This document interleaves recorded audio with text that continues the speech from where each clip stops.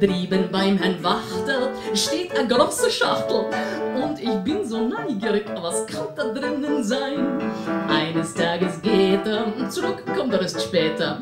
Da sag ich, nur jetzt ist Zeit und schleich mich zu ihm rein. Wie ich die Schachtel pack, da trifft mich fast der Schlag. In der Schachtel liegt der Blunschli und der Birne und der Knopf. Wozu der Mann einen Blunschli braucht, das geht mir nicht im Kopf.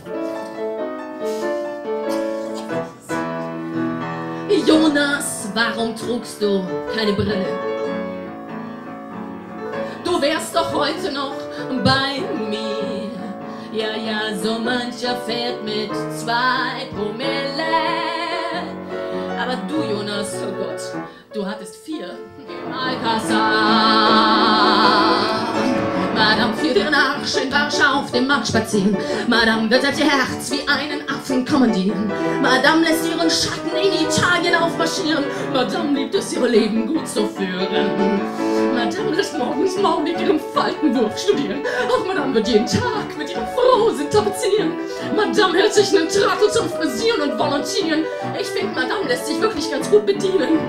Und ich stehe als Garderobier Jahr für Jahr in diesem scheiß Alcazar.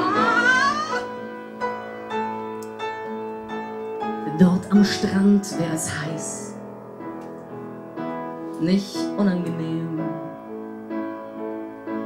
die Dinge bei mir unendlich schön.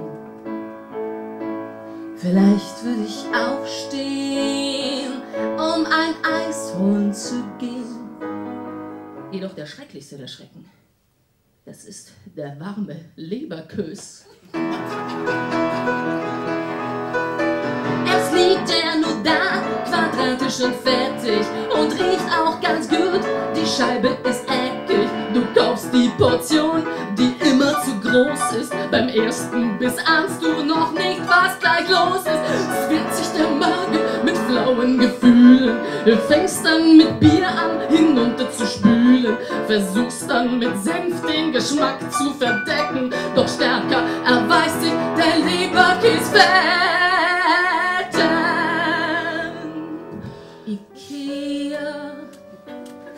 Ikea nennt Möbel beim Namen.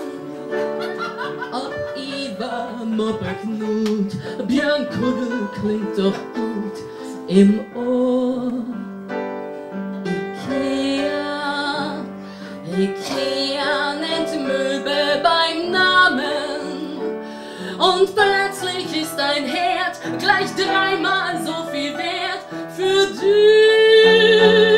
Ikea, ja, da heißen Regale billig und ein Badvorleger heißt Free Will.